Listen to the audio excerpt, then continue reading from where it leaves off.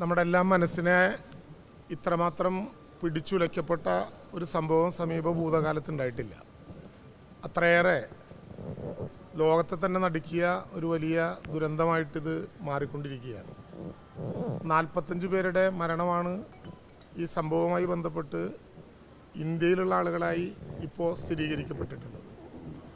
അവിടെ ആശുപത്രികളിൽ ചികിത്സ ചെയ്യുന്ന ആളുകളും അതിൽ തന്നെ ഗുരുതരാവസ്ഥയിലുള്ള ആളുകളുമൊക്കെ ഉണ്ട് എന്ന കാര്യം നിങ്ങൾക്കെല്ലാം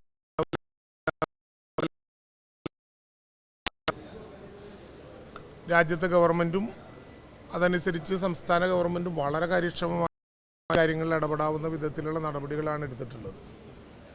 നിങ്ങൾക്കെല്ലാവർക്കും അറിയാവുന്നതുപോലെ ഇന്നലെ തന്നെ പ്രത്യേക ക്യാബിനറ്റ് യോഗം ചേർന്ന് ഈ നടപടികളെ ഏകോപിപ്പിക്കാനുള്ള ശ്രമങ്ങൾ അപ്പം മുതൽ ആരംഭിച്ചതാണ്. ഇപ്പോഴത്തെ നമ്മുടെ അറിവനുസരിച്ച് നേരത്തെ 8:30 മണിക്ക് മൃതശരീരങ്ങൾ കൊണ്ടുവന്ന് ഉള്ള വാഹനം, കാർഗോ വാഹനം ഇവിടെ എത്തിച്ചേരും എന്നാണ് നമ്മൾ കരുതിയിരുന്നത്. എന്നാൽ ഇന്ത്യൻ സമയം 6:20 അവിടെ നിന്ന് കാർഗോ വിമാനം ടേക്ക് ഓഫ് ചെയ്തത് എന്നുള്ളതുകൊണ്ട് ഏതാണ്ട് 10 മണിക്ക് ശേഷം ഇവിടെ എത്തിച്ചേരും എന്നാണ് ഇപ്പോൾ ലഭ്യമാകുന്ന ഏറ്റവും പ്രധാനപ്പെട്ട വിവരം. 10 മണിയോടുകൂടി ഇവിടെ മൃതശരീരങ്ങൾ എത്തിക്കഴിഞ്ഞാൽ അത് ബന്ധപ്പെട്ടവർക്ക് ആദരാഞ്ജലികൾ അർപ്പിക്കാനും അതിവേഗം അവരുടെ വീടുകളിലേക്ക് എത്തിക്കാനുമുള്ള എല്ലാ സൗകര്യങ്ങളും ചെയ്തു കഴിഞ്ഞിട്ടുണ്ട്. നേരത്തെ ഡൽഹിയിലേക്ക് വരും, ഡൽഹിയിൽ നിന്ന് വിവിധ സംസ്ഥാനങ്ങളിലേക്ക് കൊണ്ടുപോകണമെന്ന വിധത്തിലുള്ളൊരു ആലോചനയാണ് നടത്തിയിരുന്നതെങ്കിൽ ഇന്നലെ പ്രത്യേക മന്ത്രിസഭാ യോഗം തന്നെ ആലോചിച്ച് ചീഫ് സെക്രട്ടറി പ്രത്യേകമായി കേന്ദ്ര വിദേശകാര്യ മന്ത്രാലയത്തിന് കത്ത് നൽകി വരുന്ന വിമാനം ഏറ്റവും കൂടുതൽ ആളുകൾ ഉൾപ്പെട്ടിട്ടുള്ളത് കേരളത്തിലായതുകൊണ്ട് നെടുമ്പാശ്ശേരിയിൽ വന്നിറങ്ങി ഇവിടെ നിന്ന് പോകണം എന്നൊരു പൊതു നിർദ്ദേശം, ഒരാവശ്യം ഉന്നയിക്കുകയായിരുന്നു. അത് കേന്ദ്ര വിദേശകാര്യ മന്ത്രാലയം കൂടി അംഗീകരിച്ച സാഹചര്യത്തിൽ 45 പേരെയും കയറ്റിയിട്ടുള്ള വാഹനം ഇവിടെയാണ് എത്തിച്ചേരുന്നതെങ്കിലും ഇവിടെ 23 മലയാളികളും 7 തമിഴ്നാട്ടുകാരും ഒരു കർണാടക സ്വദേശിയും ഉൾപ്പെടെയുള്ള 31 പേരുടെ മൃതശരീരം ഇവിടെ ഇറക്കി ബാക്കി 14 മൃതശരീരങ്ങളുമായിട്ട് വന്ന വാഹനം ഡൽഹിയിലേക്ക് തിരിക്കും എന്നുള്ളതാണ് ഇപ്പോൾ ലഭ്യമായിട്ടുള്ള ഏറ്റവും പുതിയ വിവരം. 31 പേരെയും പൊതു ദർശനത്തിന് വെക്കാൻ കഴിയുന്ന വിധത്തിലുള്ള സജ്ജീകരണങ്ങൾ നിങ്ങൾ കാണുന്നത് പോലെ കാർഗോയുടെ മുമ്പിൽ ഒരുക്കി കഴിഞ്ഞിട്ടുണ്ട്. ആ 31 മൃതശരീരങ്ങളും വയ്ക്കാൻ കഴിയുന്ന വിധത്തിൽ ഒരു ടേബിളിൽ 2 ബോഡികൾ വയ്ക്കാവുന്ന വിധത്തിലുള്ള സജ്ജീകരണങ്ങൾ ഇപ്പോൾ ഒരുക്കി 16 വലിയ ടേബിളുകൾ ഇവിടെ സജ്ജമാക്കിയിട്ടുണ്ട്. ഓരോരുത്തരുടെയും ബോഡി ഐഡൻറ്റിഫൈ ചെയ്യാൻ കഴിയുന്ന വിധത്തിൽ ടേബിളുകളിൽ അതിൻ്റെ മരണപ്പെട്ടവരുടെ ചിത്രവും പേരും ആലേഖനം ചെയ്ത ബോർഡുകളുണ്ടാകും. 31 ആംബുലൻസുകളും തയ്യാറായി കഴിഞ്ഞിട്ടുണ്ട്. കേരളത്തിലെ ആംബുലൻസുകൾ കേരളത്തിലെ ബന്ധപ്പെട്ടവരെ കൊണ്ടുപോകാൻ നോർക്ക തയ്യാറാക്കിയിട്ടുണ്ട്. മറ്റ് സ്റ്റേറ്റുകളിൽ നിന്ന്, കർണാടക, തമിഴ്നാട്ടിൽ നിന്ന് വരുന്നവരുടെ ആംബുലൻസ് കൂടി ഉണ്ടാകും എന്നാണ് ഇപ്പോൾ ലഭ്യമായ വിവരം. അഥവാ ആവശ്യമെങ്കിൽ അതിനും ആവശ്യമായിട്ടുള്ള കരുതലുകൾ നോർക്കയും ഹെൽത്ത് ഡിപ്പാർട്ട്മെൻറ്റും കൂടി എടുത്തിട്ടുണ്ട്. ആംബുലൻസുകളെല്ലാം നോർക്ക് അറേഞ്ച് ചെയ്തിട്ടുണ്ട്. എക്സ്ട്രാ ആംബുലൻസുകൾ ആവശ്യമുണ്ടാകുന്ന പക്ഷം അത് അറേഞ്ച് ചെയ്യാനുള്ള എല്ലാ ഒരുക്കങ്ങളും ഹെൽത്ത് ഡിപ്പാർട്ട്മെൻറ്റ് നടത്തിയിട്ടുണ്ട്. അതിന് പുറമെ ഹെൽത്ത് ഡിപ്പാർട്ട്മെൻറ്റിൻ്റെ പ്രത്യേക ടീമും ഇവിടെ സജ്ജമായിട്ടുണ്ട്. ഇവിടെ എത്തിച്ചേരുന്നവർക്കെല്ലാം, കേരളത്തിലെ മാത്രമല്ല ഇവിടെ എത്തിച്ചേരുന്ന 31 മൃതശരീരങ്ങളെയും അകമ്പടി സേവിക്കാൻ, പൈലറ്റ് ചെയ്യാൻ, കേരള അതിർത്തി കഴിയും വരെ അവരെ അനുഗമിക്കാൻ വേണ്ടിയിട്ടുള്ള പൈലറ്റ് സംവിധാനങ്ങൾ പോലീസ് പൂർണ്ണമായും സജ്ജമാക്കി. 31 വാഹനങ്ങളും തയ്യാറായിട്ടുണ്ട്. ഇപ്പോൾ ലഭ്യമാകുന്ന അറിവനുസരിച്ച് കേരളത്തിലെ 23 പേരുടെയും തമിഴ്നാട്ടിൽ നിന്നുള്ള 7 പേരുടെയും മൃതശരീരങ്ങൾ ഓൺ റോഡായി കൊണ്ടുപോകും എന്നാണ് നമുക്ക് ലഭ്യമായിട്ടുള്ള വിവരം. കർണാടക പ്രത്യേകമായ വിമാനം തയ്യാറാക്കി അങ്ങനെ കൊണ്ടുപോകണമെന്ന് ആലോചിക്കുന്നുണ്ട് എന്നാണ് പറഞ്ഞത്. അവരും റോഡ് മാർഗമാണ് കൊണ്ടുപോകുന്നതെങ്കിൽ അവരെയും കൊണ്ടുപോകാൻ ആവശ്യമായിട്ടുള്ള പൈലറ്റ് സംവിധാനങ്ങളും ഇപ്പോൾ ലഭ്യമാക്കിയിട്ടുണ്ട്. വലിയൊരു ദുരന്തമാണ്. നമുക്ക് പ്രതീക്ഷിക്കാനാവാത്ത വിധം അല്ലെങ്കിൽ ചിന്തിക്കാൻ കഴിയാത്ത വിധം അത്രമേൽ കേരളമാകെ വിതുമ്പുന്ന, ലോകമാകെ വിതുമ്പുന്ന വളരെ അപകടകരമായിട്ടുള്ള ഒരു ദുരന്തമാണ് ഉണ്ടായിട്ടുള്ളത്. ബഹുമാനപ്പെട്ട മുഖ്യമന്ത്രി തന്നെ ഇവിടെ എത്തിച്ചേരുകയാണ്. അദ്ദേഹം എറണാകുളത്ത് എത്തിച്ചേർന്നിട്ടുണ്ട്. ഏതാനും സമയങ്ങൾക്കകം നെടുമ്പാശ്ശേരിയിൽ എത്തിച്ചേരും. മന്ത്രിമാർ ഇവിടെ ജില്ലയിലെ ചുമതലക്കാരനായിട്ടുള്ള മന്ത്രി പി രാജീവും റോഷി അഗസ്റ്റും വീണ ജോർജും ഒക്കെ ഉൾപ്പെടെയുള്ള മന്ത്രിമാരിങ്ങനെ വന്നുകൊണ്ടിരിക്കുകയാണ്. അവർ കൂടി എത്തിച്ചേരും. ലോക കേരള സഭയുടെ രാവിലത്തെ സെഷൻ പൂർണ്ണമായിട്ട് ഒഴിവാക്കി ഉച്ചയ്ക്ക് ശേഷമായി തന്നെ ക്രമീകരിച്ചിട്ടുണ്ട്. എല്ലാ രാജ്യങ്ങളിൽ നിന്നുമുള്ള ആളുകൾ വന്നതുകൊണ്ട് ഔപചാരികമായിട്ടുള്ള ഒരു സെഷൻ മാത്രമായി, അക്കാഡമിക്കായിട്ടുള്ളൊരു സെഷൻ മാത്രമായി നടത്താൻ വേണ്ടി ഉച്ചയ്ക്ക് ശേഷം ക്രമീകരിച്ചിട്ടുണ്ട്. നിങ്ങൾക്കെല്ലാവർക്കും അറിയാവുന്നതുപോലെ സംസ്ഥാന സർക്കാർ അടിയന്തരമായി മരണപ്പെട്ടവരുടെ കുടുംബാംഗങ്ങൾക്കുള്ള സഹായങ്ങൾ പ്രഖ്യാപിച്ചു.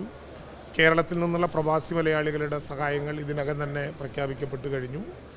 എത്ര കൊടുത്താലും തീരാത്ത വിധം നഷ്ടമാണ് ഓരോ കുടുംബങ്ങൾക്കും ഉണ്ടായിട്ടുള്ളത്. പ്രത്യേകിച്ച് മരണപ്പെട്ടവരെല്ലാം സാധാരണ തൊഴിലാളികളാണ്. പലരും പ്രവാസ ജീവിതം അവസാനിച്ച് വരാൻ നിൽക്കുന്നവരാണ്. ചിലരിപ്പോൾ പോയി എൻ്റർ ചെയ്തിട്ടുള്ളവരാണ്. അവരുടെ എല്ലാം കുടുംബാംഗങ്ങളോടൊപ്പം പൂർണ്ണമായും രാഷ്ട്രീയത്തിനതീതമായി, മതത്തിനതീതമായി, ഏതെങ്കിലും വിധത്തിലുള്ള സൗകര്യങ്ങൾക്കതീതമായി എല്ലാവരും കൂടിച്ചേർന്ന് നിൽക്കാവുന്ന വിധത്തിലുള്ള തയ്യാറെടുപ്പുകൾ നടത്തി അവരുടെ കുടുംബാംഗങ്ങളോടൊപ്പമുള്ള ദുഃഖത്തിൽ പങ്കുചേരുന്നു. ഇവിടെയുള്ള ഒരുക്കങ്ങളെല്ലാം കൃത്യതയോടുകൂടി പരിശോധിച്ച് എല്ലാ കാര്യങ്ങളും ബന്ധപ്പെട്ട ഡിപ്പാർട്ട്മെൻറ്റുകളെല്ലാം കൃത്യമായി നിർവഹിക്കപ്പെട്ടിട്ടുണ്ട്.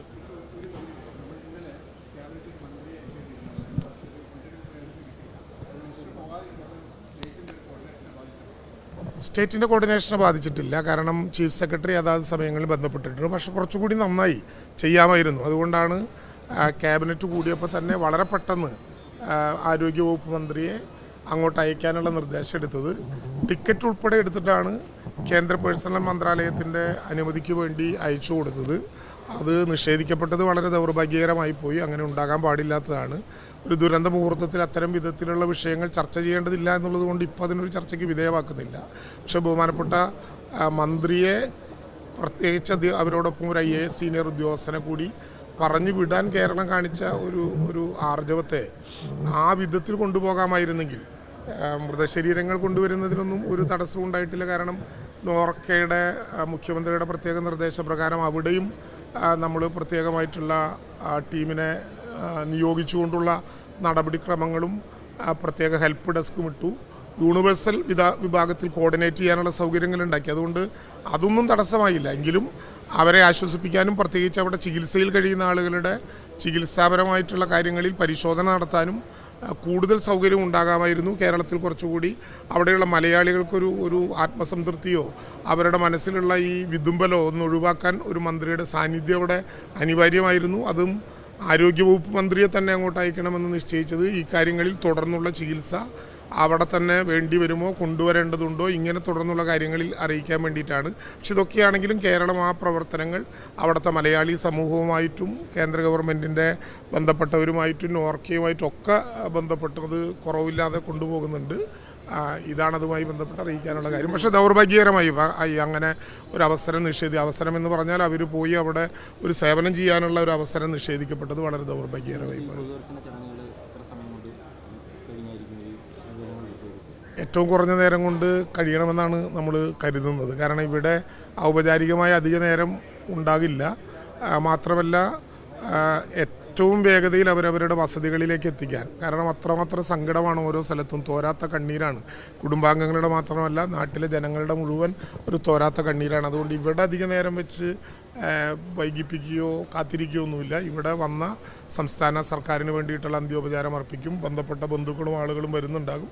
ഒരു ചെറിയ സമയം അവർക്ക് വേണ്ടി, അല്ലേ ഉമേഷ്, ഒരു ചെറിയ സമയം അവർക്ക് വേണ്ടി നമ്മൾ അവസരം ഒരുക്കുക എന്നുള്ളതിൽ കഴിഞ്ഞ് വേറെ ഇവിടെ പ്രത്യേക ചടങ്ങുകളൊന്നുമില്ല.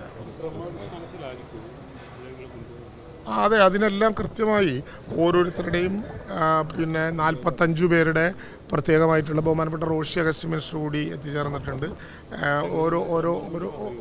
ഓരോ മന്ത്രിമാരുടെ നമ്മളൊരു 45 പേരുടെ ലിസ്റ്റുണ്ട്. അതിൽ 23 പേർ